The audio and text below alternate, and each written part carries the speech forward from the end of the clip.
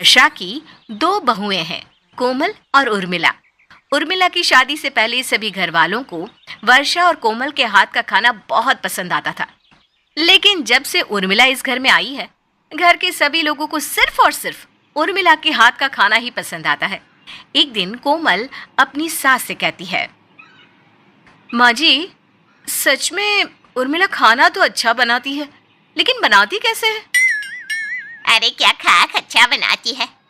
देख, आज मैंने भरमा बैंगन बनाए हैं। सब लोग कितने शौक से खाएंगे। अरे उर्मिला के हाथ का खाना भूल जाएंगे, देखना। हाँ माँ जी, खुशबू तो बहुत अच्छी आ रही है। लेकिन माँ जी, उर्मिला ने ना भिंडी बनाई है। उसकी भिंडी में भी ना हमेशा की तरह बहुत अच्छी खुशबू आ रही है। देख लो, आपके बैंगन कहीं यूं ही लुढ़कते ना रह जाए। वर्षा ने कोमल को घूर कर देखा तो वर्षा घबरा कर बोली, माँ जी, मैं सबको बुला कर लाती हूँ। कोमल अपने ससुर अनिल, पति रोहित और देवर राज को बुला लाती है। सभी खाना खाने बैठ जाते हैं और वर्षा सभी को बैंगन परोसती है। इतने में वहाँ पर उर्मिला आ जाती है। अरे माँ जी, आपने बैंगन बनाए हैं, मैंने भिंडी बनाई है, वो भी दीजिए ना। रुकिए, मैं ही दे देती हूँ। उर्मिला सभी को भिंडी परोसती है। जब घर के सभी लोग भिंडी खाते हैं तो बैंगन ऐसे ही छोड़ देते हैं और सभी उर्मिला की बनाई भिंडी की तारीफ करते हैं। उर्मिला बहू, यह भिंडी जरूर तुमने ही बनाई होगी। हाँ पिताजी, मैंने ही बनाई है। दबे इतनी स्वादिष्ट बनी है। हाँ उर्मिला, सच में भिंडी बहुत अच्छी बनी है। पेट भर गया लेकिन मन नहीं भरा। थैंक यू भैया। उर्मिला, तुम्हारे हाथों में जादू है।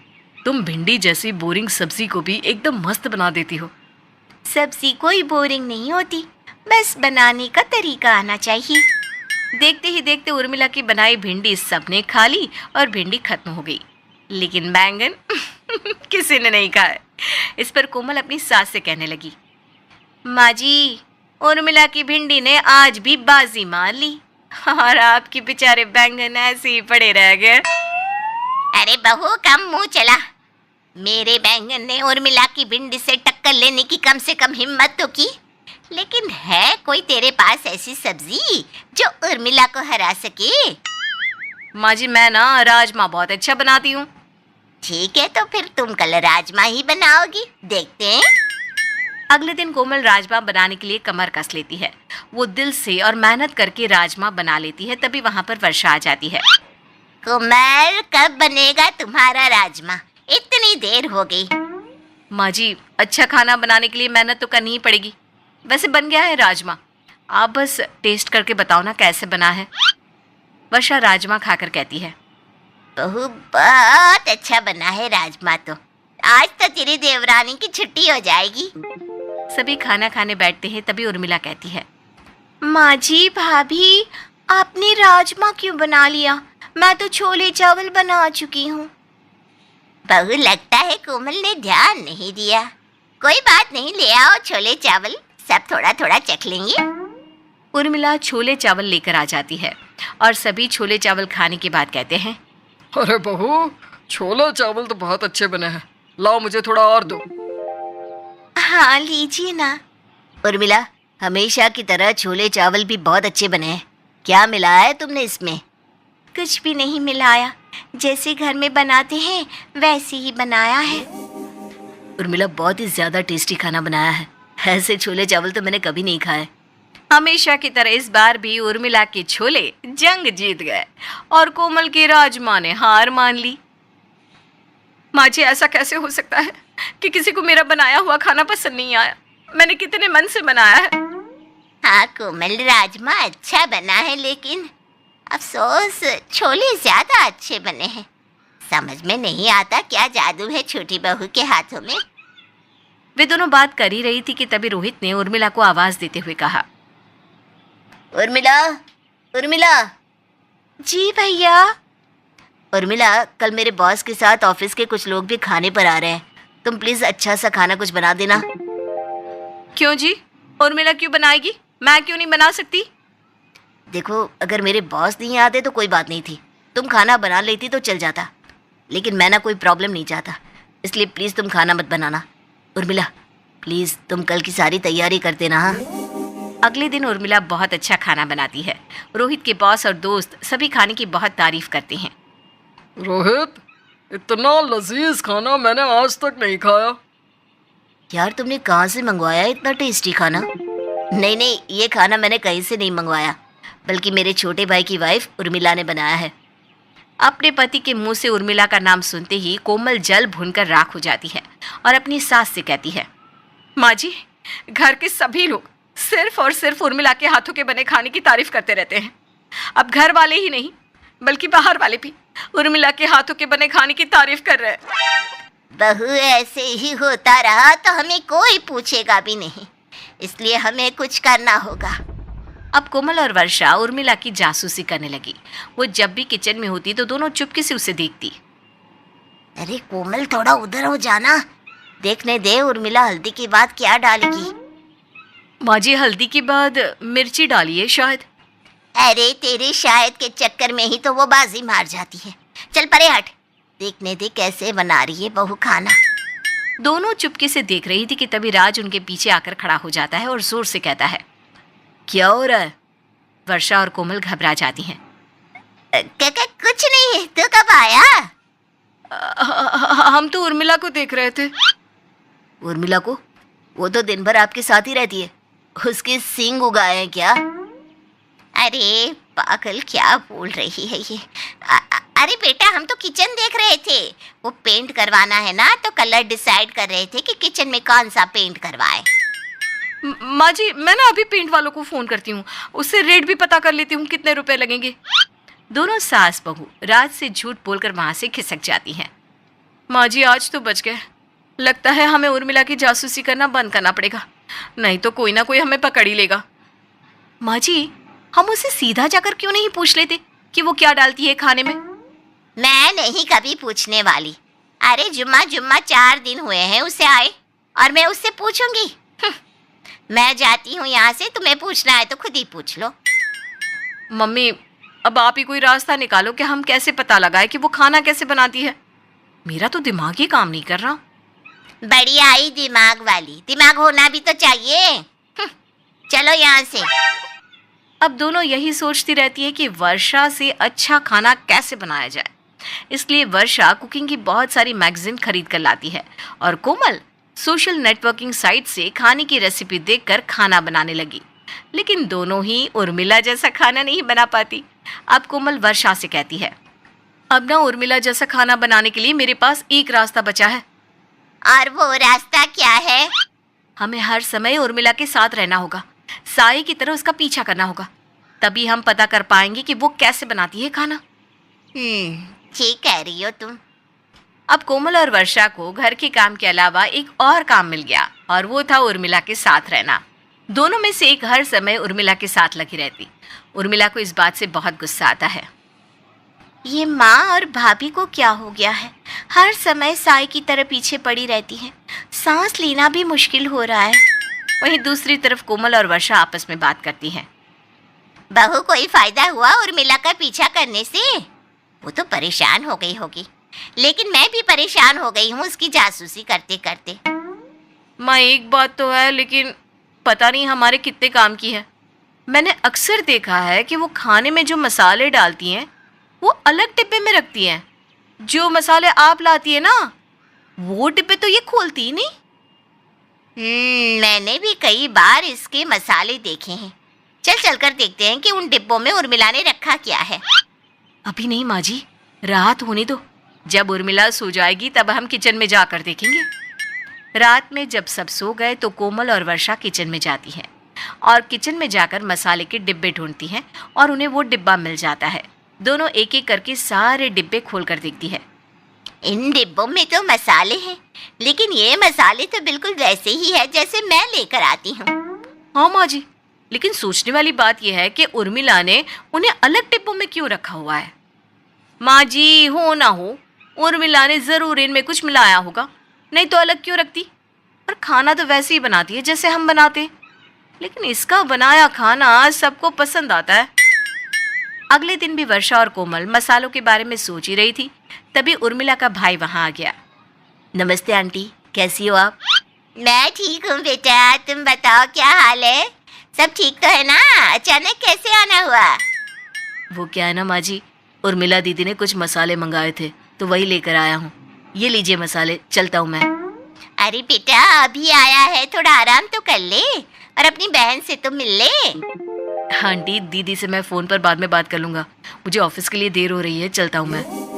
उर्मिला के भाई के जाने के बाद वर्षा उर्मिला को आवाज़ लगाती है। उर्मिला, उर्मिला, हाँ माँ जी। तूने अपने मायके से मसाले मंगवाए थे? तेरा भाई आया था और मसाले देकर चला गया। हाँ माँ जी, मैं ना अपने मायके से ही मसाले मंगवाती हूँ। वो क्या है ना माँ जी, मेरी माँ घर में ही मसाले तैयार करती हैं, इसलिए बाहर के पैकेट वाले मसाले मुझे पसंद नहीं। उनमें मिलावट होती है ना, तो मैं तो अपने मायके से ही मसाले मंगवाती हूँ और उन्हीं मसालों से खाना बनाती हूँ। तभी तो आप सबको मेरे हाथ का खाना इतना पसंद आता है। अच्छा बहू, तो तू अपने मायके से मंगवाती है मसाले, लेकिन तूने ये बात हमें पहले क्यों नहीं बताई? माँ जी, इसमें बताने जैसा क्या है? खैर दीजिए मुझे ये मसाले, मैं डिब्बों में पलट कर आती हूँ। उर्मिला अपनी सास के हाथ से मसाले लेकर चली जाती है। वर्षा और कोमल को अपने बर्ताव पर बहुत हंसी आ रही थी कि उन्होंने छोटी सी बात के लिए उर्मिला की जासूसी की। अब वर्षा अपने घर के लिए मसाले अपनी छोटी बहू के मायके से ही मंगाने लगी और उर्मिला के बनाए खाने की तरह घर के सभी लोग वर्षा और कोमल के बनाए खाने की भी तारीफ करने लगे। दिव्या की शादी अभिनव के साथ हुई थी। दिव्या और अभिनव एक दूसरे के साथ बहुत खुश थे। अभी उनकी शादी को सिर्फ 15 दिन ही हुए थे।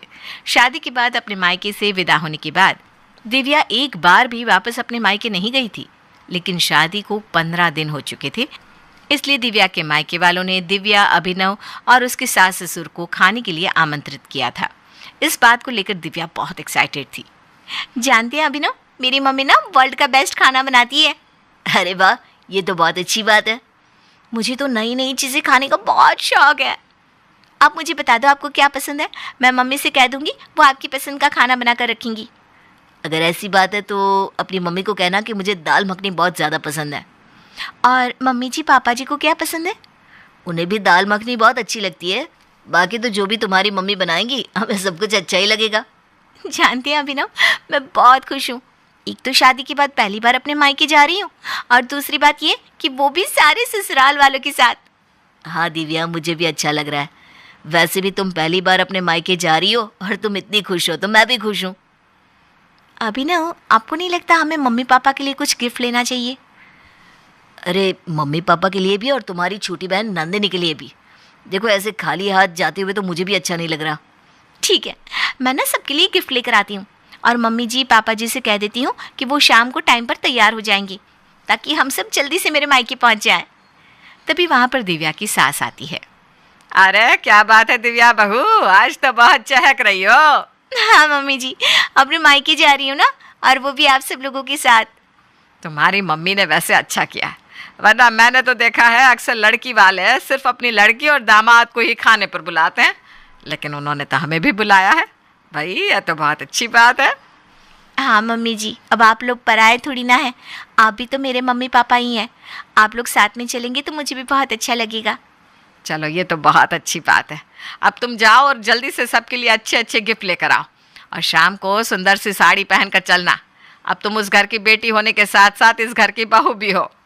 जी मम्मी जी, मैं बिल्कुल ध्यान रखूंगी। शाम के वक्त दिव्या, अभिनव और दिव्या के सास ससुर दिव्या के मायके पहुंचते हैं, जहां पर दिव्या के मम्मी पापा और नंदिनी उनका स्वागत करते हैं। अरे दीदी, जीजा जी, आइए आइए। आज तो आप दोनों बड़े सुंदर लग रहे हैं। लगता है शादी का ग्लो चमक रहा है चेहरे पर। अरे कुछ भी बोलती है तू, घर में घुसते ही छेड़ना शुरू कर दिया तूने। मेरा तो हक बनता है।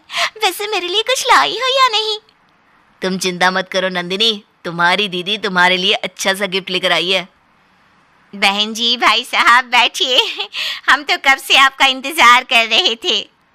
हमें खाने पर बुलाने के लिए आपका बहुत बहुत शुक्रिया। इस बहाने सब लोग एक साथ मिल बैठ कर बातें करेंगे, अच्छा लगेगा। अरे भाई साहब, कैसी बात करते हैं, अब तो हम एक परिवार हो चुके हैं। अब जब मर्जी हमारे घर आइए, इस तरह मिलना जुलना रहेगा तो हमें भी अच्छा लगेगा। वैसे शकुंतला जी, क्या खास बनाया है आपने हमारे लिए? जानती हैं आपकी बेटी दिव्या आपकी बहुत तारीफ करती है। आंटी, दिव्या दीदी ठीक कहती है। एक्चुअली मम्मी को ना शुरू से ही कुकिंग का बहुत शौक है। हम दोनों बहनों को तो वो हाथ भी नहीं लगाने देती किचन में। अगर इन दोनों को हाथ लगाने दूंगी ना तो सारे किचन का सत्यानाश करके रख देंगी। इसका मतलब तो ये हुआ सासू माँ कि दिव्या को अच्छा खाना बनाना नहीं आता। अरे नहीं नहीं दामाद जी, ऐसी बात नहीं है, मैं तो मजाक कर रही थी। और चिंता मत करिए, दिव्या ने मुझे फ़ोन पर बता दिया था। मैंने आप सबकी पसंद का खाना बनाया है और आपके लिए तो स्पेशल दाल मखनी बनाई है। क्या बात है बहन जी, दाल मखनी तो मुझे भी बहुत पसंद है। बिल्कुल ठीक कह रहे हैं। अगर आपने दाल मखनी बनाई है ना तो समझ लीजिए सारी की सारी तो अभिनव के पापा ही खत्म करने वाले हैं। दिव्या के मायके में हंसी खुशी का माहौल था। सब लोग एक दूसरे से बातें कर रहे थे। बातचीत खत्म होने के बाद दिव्या के पापा कैलाश ने सबको खाने के लिए कहा। अब आप सब लोग आइए, हम लोग खाना खा लेते हैं। नंदिनी बेटा, ज़रा अपनी मम्मी की हेल्प कर दो। मैं अभी आती हूँ, मैं भी मम्मी की हेल्प करूँगी। अरे नहीं बेटा, आज नहीं। आज तो तू हमारे यहाँ खाना खाने आई है। अगली बार जब आएगी ना तब मेरी हेल्प करना। कुछ देर बाद शकुंतला और नंदिनी दोनों ही खाना टेबल पर लगाते हैं। सब लोग डाइनिंग टेबल पर खाना खाने के लिए बैठ चुके थे। खाने की खुशबू से सब लोगों की भूख बढ़ गई थी। अरे नंदिनी, सारी चीज़ें तो हम लोग लेकर आ गए, लेकिन दाल मखनी का कैसरोल तो अंदर ही रह गया। ज़रा लेकर आना। मम्मी, मैं तो भूल ही गई थी, अभी लेकर आती हूँ। नंदिनी जैसे ही किचन के अंदर दाल मखनी लेने के लिए जाती है, दाल मखनी का कैसरोल उसके हाथ से गिर जाता है और सारी दाल ज़मीन पर गिर जाती है। काफ़ी देर तक नंदिनी रसोई से बाहर नहीं आती तो शकुंतला रसोई के अंदर जाती है और ज़मीन पर गिरी दाल देखकर हैरान रह जाती है। ये क्या कर दिया तूने? अब हम दिव्या के ससुराल वालों को क्या परोसेंगे मम्मी? ये तो बहुत बड़ी गड़बड़ हो गई। मैं जल्दी से होटल से दाल मखनी ऑर्डर कर देती हूँ। अरे लेकिन वहाँ से आते आते बहुत देर लग जाएगी। पर हमारे पास और कोई ऑप्शन भी तो नहीं है। शकुंतला रसोई से निकलकर बाहर आती है। क्या हुआ मम्मी जी, आप खाली हाथ आ गई? कहाँ है आपकी स्पेशल दाल मखनी? वो ना नंदिनी गरम करके लेकर आ रही है। उसके बाद जब काफ़ी देर हो जाती है तो शकुंतला वापस रसोई में जाती है। तुमने अभी तक ऑर्डर नहीं किया? मम्मी, मैंने कई सारे होटल में पता किया, लेकिन आज दाल मखनी कहीं भी अवेलेबल नहीं है। अब क्या होगा? होना क्या है, सबके सामने हमारी नाक कट जाएगी। इतनी जल्दबाजी में मैं और कोई सब्जी भी तो नहीं बना सकती। एक काम करते हैं, हम जाकर उन लोगों को सब कुछ सच सच बता देते हैं, क्योंकि वैसे भी थोड़ी देर में उन्हें सब कुछ पता चल जाएगा। पहली बार बेटी और उसकी ससुराल वाले खाने पर आए हैं और तुझे आज ही ये सब करना था। पर मम्मी, मैं क्या करूं? मैं फिर से किसी होटल में ट्राई करती हूँ। शकुंतला एक बार फिर रसोई से बाहर आती है। क्या हुआ मम्मी, दाल मखनी कहाँ है? सब लोग खाने का वेट कर रहे हैं। अरे वो क्या हुआ, मैंने नंदिनी से कहा था कि उसमें गरम मसाला और हरा धनिया डाल दें, और नींबू भी वो भूल गई थी, बस वही तैयार करने में लगी हुई है। लगता है आज तो मम्मी जी कुछ ज़्यादा ही स्पेशल दाल मखनी खिलाने वाली है, इसलिए इतनी देर लग रही है। शकुंतला को समझ में नहीं आ रहा था कि वो अपनी बेटी के ससुराल वालों को क्या कहे, लेकिन तभी शकुंतला की नज़र अचानक अपने रसोई के दरवाजे की तरफ जाती है, जहाँ पर नंदिनी मुस्कुराते हुए अपने हाथ में एक कैसरोल लेकर खड़ी थी। शकुंतला इशारे ही इशारे में नंदिनी से पूछने की कोशिश करती है कि वो आखिर क्या लेकर आई है, लेकिन वो तो बस मुस्कुराते हुए कैसरोल टेबल पर रख देती है। इंतज़ार खत्म हो गया। हाँ, बिल्कुल ठीक कहते हैं दामाद जी। अब आप खाइए हमारे घर की बनी हुई स्पेशल दाल मखनी, मज़ा आ जाएगा आपको। आप खाकर देखिए और मुझे बताइए कि मैंने आपसे जितनी तारीफ की थी उसमें ज़रा भी कोई कमी निकले ना तो मेरा नाम बदल देना। इन सब की बातें सुनकर शकुंतला बुरी तरह से घबरा रही थी। उसे समझ में नहीं आ रहा था कि आखिर नंदिनी ने किया क्या है। जैसे ही दिव्या कैसरोल का ढक्कन खोलती है, उसमें दाल मखनी की जगह नॉर्मल दाल देखकर भौचक्की रह जाती है। लेकिन इससे पहले कि दिव्या कुछ कह दे, शकुंतला बीच में ही टोक देती है। लीजिए ना, आप सब लोग लीजिए ये स्पेशल दाल मखनी। अरे बहन जी, लेकिन ये दाल मखनी नहीं है, ये तो नॉर्मल काली दाल लग रही है। वही तो मैं कहना चाह रही हूँ। आप जानती हैं, ये रेसिपी मैंने स्पेशल यूट्यूब पर देखी थी। लेकिन मम्मी जी, बिना राजमा के दाल मखनी का क्या मतलब? अरे दामाद जी, अब आप देखिए ना, आपके साथ साथ आपके मम्मी पापा भी आने वाले थे, और इस उम्र में राजमा पेट के लिए थोड़ा भारी हो जाता है, तो बस इसलिए मैंने सोचा कि ऐसी कोई रेसिपी देखती हूँ जो दाल मखनी भी हो और ना भी हो। अरे वाह वाह बहन जी, इतना ध्यान तो कोई किसी का नहीं रखता। आपने हमारी सेहत का इतना ध्यान रखा, इसके लिए शुक्रिया। सब लोग खाना खा लेते हैं, लेकिन तभी दिव्या की सास रसोई में जाती है। शकुंतला और नंदिनी उसे रोकने की कोशिश करते हैं, लेकिन वो किसी की नहीं सुनती। वो जैसे ही रसोई में पहुंचती है, उसने ज़मीन पर पड़ी दाल मखनी देखी। अच्छा, तो ये बात है, ये राज है आपकी स्पेशल दाल मखनी के पीछे। माफ़ करना बहन जी, दरअसल ना दाल मखनी गिर गई, इसलिए मुझे वो सब बहाना लगाना पड़ा। सॉरी आंटी, ये सब मेरी वजह से हुआ। नंदिनी और शकुंतला की बात सुनकर सास हंसने लगती है। अरे कोई बात नहीं, आप चिंता मत करिए, मैं किसी से कुछ नहीं कहने वाली, क्योंकि ये तो किसी के साथ भी हो सकता है। वैसे नंदिनी का आइडिया बुरा नहीं था।